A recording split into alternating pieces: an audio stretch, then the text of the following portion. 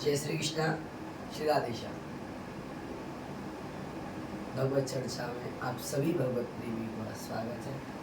आइए आज भगवत चर्चा में चर्चा करते हैं श्री तुलसी जी पर और मस्तक पर लगे हुए चंदन पर। देखिए, कुछ लोगों का कहना होता है कि अरे क्या ये चंदन वंदन लगाना, कंठी वंठी पहनना, ये क्या है। वो लोग ज़्यादा पढ़ लिख गए हैं, ज़्यादा फिर अपने आप को समझते हैं कि ये सब बेकार की चीज़ें हैं। पर मैं आपको एक बात बता दूं कि बिना चंदन के और बिना तुलसी की कंठी के हम उस आवारा कुत्ते की तरह हैं जिसका कोई स्वामी नहीं होता। देखिए, जिस प्रकार मैं आपको एक बात बताऊं, छोटी सी उदाहरण देता हूं कि अभी किसी ने मुझसे कहा था कि अरे भैया, आप क्यों इतना ये चंदन पूरे माथे भर कर लगाते हैं, आप ये गले में तुलसी जी क्यों पहनते हैं, क्या कारण है इसका। तो मैंने तो अपनी ब्रज भाषा में वैसे ये कही कि भैया, ये माथा मेरे राम जी ने, मेरे लाल जी ने मेरे नाम लिख दियो है कि जब तक तेरे शरीर पे है तो तेरा माथा। अब मैं या माथे पे चंदन लगाऊं, बिल्कुल ना लगाऊं, भर माथे लगाऊं या एक बिंदी लगाऊंगे तो मैं क्या परेशानी। पहली बात तो बोलो नहीं, हमें तो कोई परेशानी नहीं। फिर पूछी क्यों रहे हो। बोले ना, हम याली पूछ रहे कि लगाओ क्यों। तो फिर मैंने उन्हें एक बात बताई, नहीं देखो कि आप मान के चलो कि आज हमारे माथे पे चंदन है, हमारे गले में कंठी है, तो या को मतलब हमारा कोई स्वामी है, हमारा कोई मालिक है, हम किसी के आश्रित हैं। अब आप कहेंगे यदि हम तुलसी ना पहने, यदि हम चंदन ना लगाएं, तो क्या हम श्री कृष्ण के आश्रित नहीं हैं? आश्रित हैं उनके भी। परंतु एक बात आप समझिए, जब तक जिह्वा पर हरि नाम नहीं, माथे पर चंदन नहीं, गले में तुलसी नहीं, तब तक वैष्णव की पहचान कैसे हो। हम ये नहीं कहते कि भर माथे चंदन लगाइए, सिर्फ एक बिंदी लगाइए। शास्त्रीय प्रमाण है कि जिस मस्तक पर चंदन ना हो, जिस मस्तक पर तिलक ना हो, वह मस्तक चांडाल के समान होता है। एक छोटी बिंदी लगाइए, पर मस्तक पर लगाइए, धारण कीजिए। हम ये नहीं कहते कि गले में इतनी तुलसी डालिए कि आपको सब टूटने लगे। एक तुलसी जी पहनिए, पर पहनिए। तुलसी जी पहनकर स्नान करने का जो महत्व है, जिसके गले में तुलसी जी होती है और फिर वह जीव जब स्नान करता है तो जब तुलसी जी से स्पर्श होकर जल उतरता है पूरे शरीर पर, तो उस स्नान में पूरे तीर्थों के, सभी तीर्थों के स्नान करने का फल प्राप्त होता है। इतनी बड़ी भारी महिमा श्री तुलसी जी की है। और शास्त्रों में तो कितनी महिमा कही गई है। हम जितनी महिमा कहें उतनी महिमा का मैं तुलसी धारण कर लूँ। उसी प्रकार चंदन।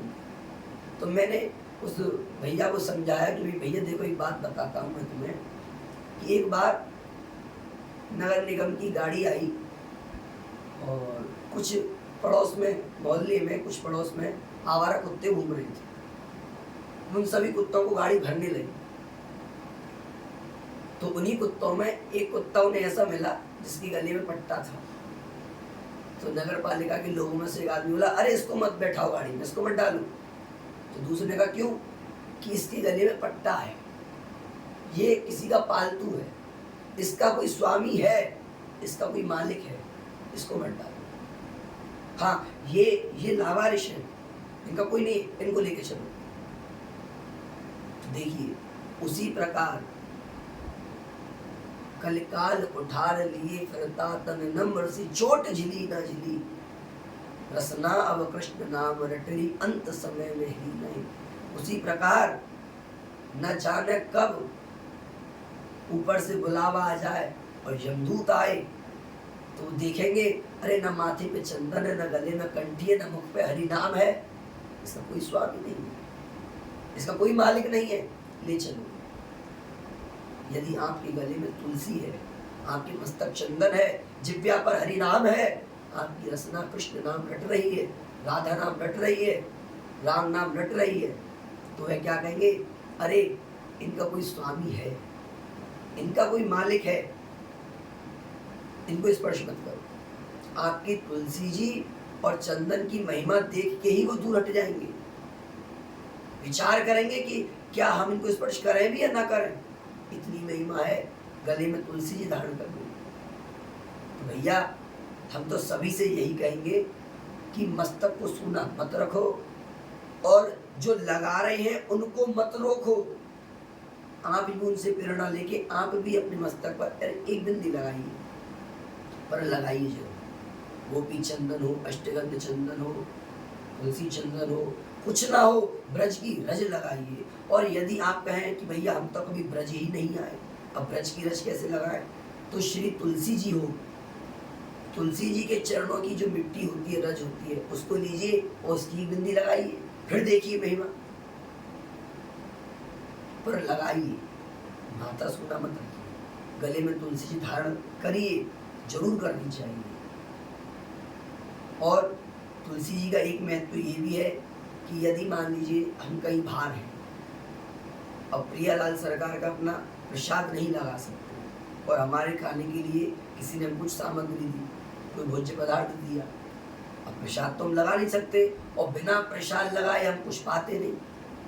हमारे गले में तुलसी जी है, हम मानसिक भाव से वहीं से अपनी सरकार का प्रसाद लगावें और उस भोज्य पदार्थ को, उस प्रसाद को पावें। तो जब वो तुलसी से स्पर्श होकर वो पदार्थ जब हमारे शरीर के अंदर जाएगा, तो तुलसी जी के स्पर्श से वह पवित्र होता हुआ, प्रसाद बनता हुआ वो अपने आप अंदर जाएगा।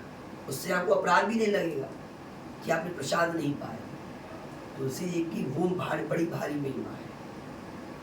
इसीलिए मेरा सभी से अनुरोध है कि किसी को रोके ना, टोके ना, और जो नहीं लगाते वह भी तुलसी जी पहने और मस्तक चंदन की बिंदी लगाए। आज की भगवत चर्चा में इतना ही।